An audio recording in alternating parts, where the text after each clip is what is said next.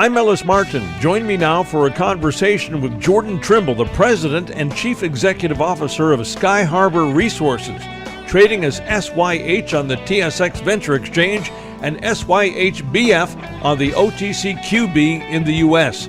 Skyharbour Resources is a preeminent uranium and thorium exploration company with projects located in the prolific Athabasca Basin of Saskatchewan, Canada, which was ranked as the best mining jurisdiction to work in globally by the Fraser Institute in 2017. The company has been acquiring top-tier exploration projects at attractive valuations, culminating in 5 uranium properties totaling approximately 200,000 hectares throughout the basin. In July 2016, Skyharbour secured an option from Denison Mines to acquire a 100% interest in the Moore Uranium Project, now the flagship project, which hosts a high-grade Maverick zone. The company is run by a strong management and geological team who are major shareholders with extensive capital markets experience as well as focused uranium exploration expertise in the basin. Hey, Jordan, welcome back to the program. Nice to have you on the air today. Thanks for having me again. As a shareholder of Skyharbour, I'm very excited that the drill program is commencing at the Moore Uranium Project. Tell us all about what's going on right now. Yeah, absolutely. So we announced this morning we'll be commencing here shortly a 3,000-meter drill program at our flagship and high-grade Moore Uranium Project, and is over on the east side of the Athabasca Basin, proximal to mining infrastructure, a project that we've been focused on for the last several years. A number of high-grade zones of uranium mineralization that had been discovered at the unconformity and in the sandstone. And more recently, we've been focused on finding deeper deposits in the underlying basement rocks. This is where most of the recent high-grade discoveries have been made in the Athabasca Basin. As we spoke in our last few interviews, we announced some pretty good results from our last drill program late last year. We had our longest continuous zone of uranium mineralization ever discovered at the project, 17.5 meters of 0.72% U3O8, and within that 10 meters of 1% U3O8, again, all in the basement rock. Very exciting result for us, given the relative infancy stage that the basement exploration and drilling process is at. And I think we've just scratched the surface to a much larger zone of mineralization at depth. We think with these upcoming drill programs, we will be able to delineate higher grade mineralization and zones in these basement rocks. So that we'll start with this 3,000-meter program in 10 to 12 holes. We do have plans for another program following up on that later in the year. And then ultimately we'll be working towards a maiden resource estimate towards the end of the year, early next year, as we continue tapping into higher grade zones of mineralization at what's called the Maverick corridor. And just a quick note too, and as we announced in the news release, we do have plans for some exploratory drilling on some regional targets at the project. The one target area that we're going to do a little bit of work on, starting with some geophysics, which has just kicked off. It's called Grid 19. It's just about 8 kilometers northeast of the Maverick corridor. So it's totally different conductive corridor and target area. What's interesting about it is it's on the eastern side of the project area. And over on that side, there's a big intrusive body called the Moore Lake Complex. And it's poorly understood. It hasn't seen a lot of historical exploration and work done. There's a lot of potential there. Usually when you see these intrusive bodies, you have the plumbing, if you will, for the deposition of deposits, mineral deposits, and wouldn't be surprised if we found other metals in there as well, like nickel and cobalt and even some copper. But we think there's uranium there, and we're going to be drill testing that in this program as well. I see that you've mentioned copper values of up to 2.3%, which is fairly significant, but you're a uranium company. What do you do with assets like that when you find them? Do you call them uranium equivalent? It was an interesting discovery over 100 meters below the unconformity, so well into the basement rocks. But what it shows is that there's a strong mineralizing system at depth in the basement rock. So you can think of it as an indicator mineral. So we know that there has been high-grade mineral deposition in these basement rocks. Seeing copper values like that and other indicator minerals is very positive. It shows that there's the potential for high-grade uranium. And so, as I mentioned, we will be following up on those results and continuing to drill test into these basement rocks. I think it's just a matter of time before we tag something that's very high grade and much larger. And so keep an eye out for news flow from from this program, which will be starting up shortly. Well, in my opinion, you've got three things going for you in addition to the great management team. You're about 10 miles or 15 kilometers away from Denison. You are in probably the best mining jurisdiction in the world for uranium, period.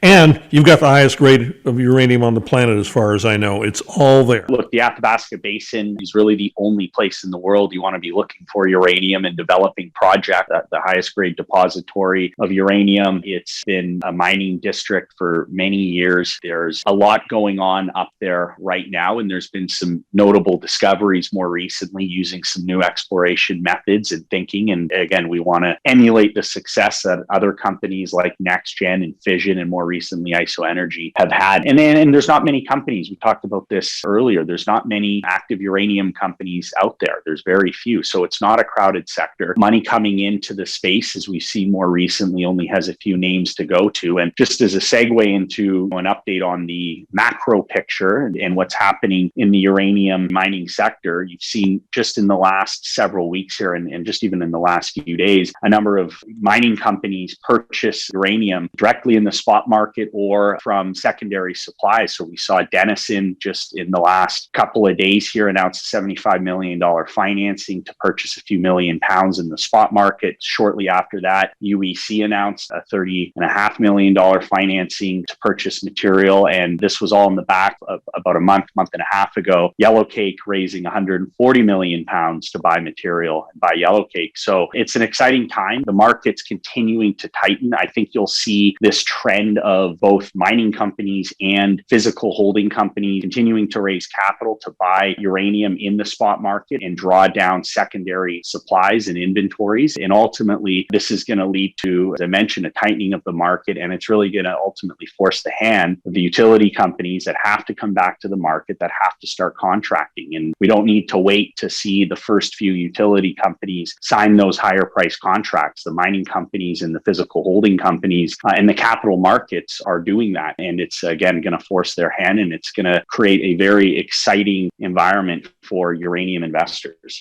You can already see the energy market shifting after the new president was elected just a few months ago. We're moving away from fossil fuels, whether we like it or not, and we're moving into clean tech. We're moving into clean energy. Uranium has always been cleaner, maybe cleaner than it ever was, and it's reflecting the interest in the generalist market. We're getting investors from all walks of life, from all ends of the political spectrum, so it's almost like an agnostic sort of investment opportunity. And as a shareholder, I'm pretty pleased with the growth in the market lately. What do you attribute that to, other than the obvious that we've discussed? This new wave of interest that's come into the sector caught everyone in the industry by surprise, but we'll take it, needless to say. And it was, like you said, it was driven by what was seemingly a very short and quick turn in the sentiment around the election, and started with the $1.7 trillion climate budget that the Biden administration has proposed. Obviously, within that, nuclear and the development of SMRs is included. But there were a number of countries last year that emphasized their plans to be carbon neutral and to decarbonize their electricity grids in the next several decades, the US being one of them, China being another. Big economic powerhouses that are recognizing the climate crisis that we are facing and ultimately realize that in order to address it, they are going to have to decarbonize their grids. And in order to do that, as you and I have spoken about, you have to include nuclear. It's as simple as that. And I think the market finally has woken up to that. And we're seeing a number of new nuclear proponents come out of the woodwork and big business leaders that are getting behind it. And I think you'll see that continue. And so this is obviously all very positive for the sentiment around the nuclear industry and as a result, the uranium mining industry. But, as we've talked about, a lot of people aren't aware of the supply side restraints that we are currently facing. We've now seen a major supply side response play out over the last 5 years, where you've had a lot of mines shut down. You've had a lot of project deferrals and production curtailment as a result of the low uranium price, which I'll note just ticked up $2 $20 in the last 24 hours, back up to $30 a pound, which again, still well below the average all-in global cost of production, but it's good to see the price moving in a pretty quick fashion with the $2 move. But again, you've seen this major supply side response play out because of the low prices, which was exacerbated by the pandemic, where at one point you had almost 50% of global primary mine supply offline. Even with all of these mine restarts and production ramping back up, you still have a structural supply deficit. The primary mine supply is still not going to meet global annual demand of about 180 to 185 million pounds annually. So even with the ramp up, you're still going to have to rely on inventories and secondary supplies. So again, at some point, there is a tipping point, and I think we're getting closer to that. And certainly with the recent actions of some of these companies and investors pouring money into the sector, people are recognizing that this inevitability of the uranium price starting to make big moves much higher, much like we've seen in previous bull markets. We're starting to see the early innings where money's coming in and it wants to take advantage of that opportunity. And so, like I said, it's exciting. It's a good time to be a uranium company. I think there's still a lot of runway, given that the valuations are still relatively low. There's not many companies. We haven't seen dozens of new uranium companies pop up. That'll come later in the cycle, but still in the early innings. And I think there's a lot of room to move from here. At what point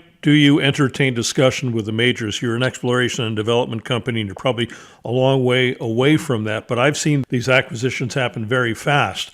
At what point do you and the shareholders say, okay, well, let's talk about it? Look, it's a great question, and it's the ultimate goal, right? We would like to transact and get a deal done and be acquired by a larger company. I think the answer to that is we obviously feel like we have a lot of value we can add at the project level, both at our flagship project, Moore Lake, and with our partner companies at our other projects. And two, like I said, I think we're still in the early days of this uranium bull market. And ideally, you want to transact later on in the cycle, and you obviously want to get the best price possible. So it's something to keep an eye out for. We still have a lot of work that we can do here in the coming months and coming years. Let's remind our listeners of the share structure. Yeah, so there's about 104 million shares issued and outstanding. We trade around a $37 million valuation Canadian. So again, still a relatively low market capitalization. We've had a number of warrants exercised over the last several months. We're well capitalized now with about $5 million in cash and stock. As you may recall, we've carried out or transacted on several of our projects with partner companies, option deals that bring in some cash and stock to Skyharbour. So we're well funded for all of our exploration plans at our flagship project, Moore Lake, this year. And we have partner companies funding the bulk of the exploration and development work at our other projects. Gordon, it's always great to catch up with you, and the market certainly is shining on Skyharbour right now. Thanks so much for joining me today on the program. Thanks for having me, Ellis. I've been speaking with Jordan Trimble,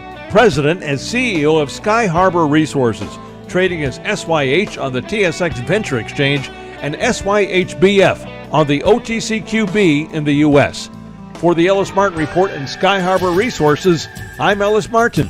Would you like to be one of the first to see who we are following? Subscribe to our audio newsletter. It's free. EllisMartinReport.com.